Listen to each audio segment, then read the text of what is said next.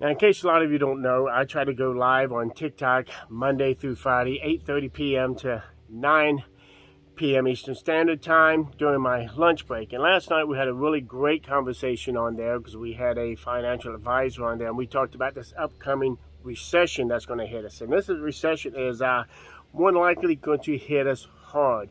We're talking thousands, if not hundreds of thousands of job losses, businesses going under, and the price of food skyrocketing. And that is if they can even keep it in the stores. So you're looking at probably a food famine as well. Now, I know a lot of you are saying that we're just getting paranoid, that it may not happen. And you're right, it may not. And I hope to God it doesn't happen. But you got to look at it as a sinking boat.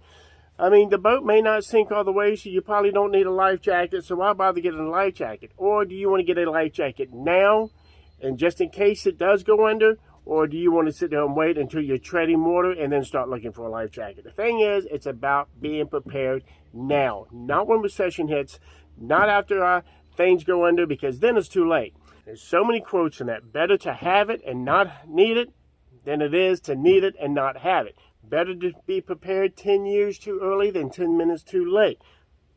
Prepare for the worst, hope for the best. And so I'm getting all my ducks in order, my food ready, supplies that we need. And one thing is, personally, I probably won't have to worry about my job, because my job consists of working at the shipyard, repairing military vessels. And I seriously doubt if we have a recession, they're going to stop doing that. I'm pretty secure in knowing that my job will probably be safe. What won't be safe, though, is the gas. Gas prices are going to skyrocket. We'll probably have, because transportation will come almost to a halt, because most people won't be able to afford the fuel. Most fuel companies will probably go under. But the thing is, gas prices are going to skyrocket. And that's going to be my problem, because I live 60 miles away, is to have that gas on hand. So I made sure, like today I went out and I topped off my truck. I topped off my 35-gallon fuel can. And if you notice, I normally have 2 fuel cans in the back of the truck, but I got weary about leaving all my eggs in one basket, so I took one out.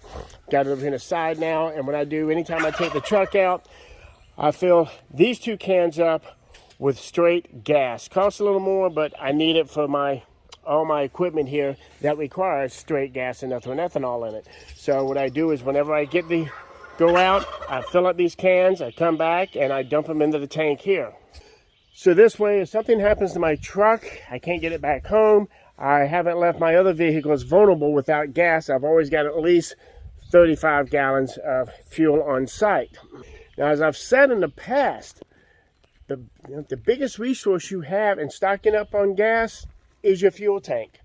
That's the first priority. That's the first place you should be making sure that you're well stocked up on, is in your fuel tank. So whenever I'm keeping up on what fuel I have on hand, I also add in what I've got on my truck. If something happens, we have a fuel shortage, the prices skyrocket, and I can't afford it at the time, I at least can take my car that gets 40 miles to the gallon. I've got the fuel in back in my truck I can use. I've got the gas back over here I can use. And if it comes down to it, I got a full tank, a 38-gallon tank on here of the gas that I can siphon out as well. And I've said before, when I come home every morning at 2 a.m., the first thing I do is I stop at the gas station and I top my car off. I don't allow any of my vehicles to get below 3/4 of a tank. So regardless of any recession coming up, the first priority when it comes to storing gas is to make sure you can store every bit as often as possible in your vehicles in case there's an emergency and you need to leave the area. You don't want to stop for gas. If there's a fuel shortage, then you've at least got a full tank of gas to ride around on for a while and get back and forth to work.